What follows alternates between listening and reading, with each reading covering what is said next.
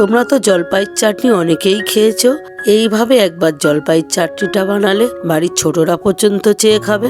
এই পদ্ধতিতে চাটনিটা বানালে সবচেয়েও সহজ এবং খেতেও অসাধারণ। নমস্কার বন্ধুরা, মিনু কিচেনে তোমাদের সবাইকে স্বাগত।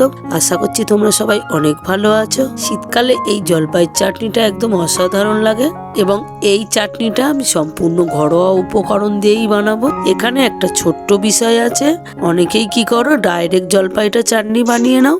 ডাইরেক্ট বানালে জলপাইয়ের মধ্যে কষ্টা ভাবটা থেকে যায়। জলপাইয়ের পরিমাণ অনুযায়ী নুন দিয়ে 80% সিদ্ধ করে জল ঝরিয়ে নিয়েছি। গরম কড়াইয়ে সামান্য পরিমাণে একটু সর্ষের তেল দিয়ে দিলাম, একটা শুকনো লঙ্কা ছিঁড়ে দিয়ে দিলাম, অল্প একটু গোটা কালো সর্ষে দিয়ে দিলাম, সিদ্ধ করে রাখা জলপাইটা দিয়ে দিলাম।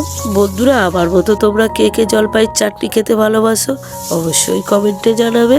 কিছুক্ষণ নাড়ানোর পরে জলপাইটা যখন একটু হালকা ভাজা ভাজা ভাব হয়ে এসছে, পরিমাণ মতো একটু নুন ও হলুদ দিয়ে একটু নাড়িয়ে দিলাম ভালো করে। পরিমাণ মতো একটু জল দিয়ে দিলাম। বন্ধুরা, রেসিপিটা তোমরা কে কোথা থেকে দেখছো অবশ্যই কমেন্টের মাধ্যমে জানাবে।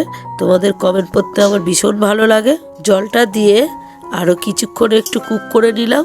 জলপাইয়ের পরিমাণ অনুযায়ী একটু চিনি দিয়ে দিলাম। তোমরা যে যেমন টক মিষ্টি খাবে তোমরা তোমাদের পরিমাণ মতো চিনি নিয়ে নেবে।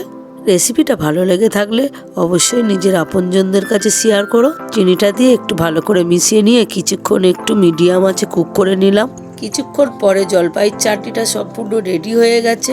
আজকের রেসিপিটা যদি তোমাদের ভালো লেগে থাকে অবশ্যই তোমাদের একটা লাইক কমেন্টের মাধ্যমে জানাবে এবং চ্যানেলে নতুন হয়ে থাকলে চ্যানেলটাকে অবশ্যই সাবস্ক্রাইব করে আমাদের পাশে থেকো। দেখা হচ্ছে পরবর্তী নতুন কোনো রেসিপিতে।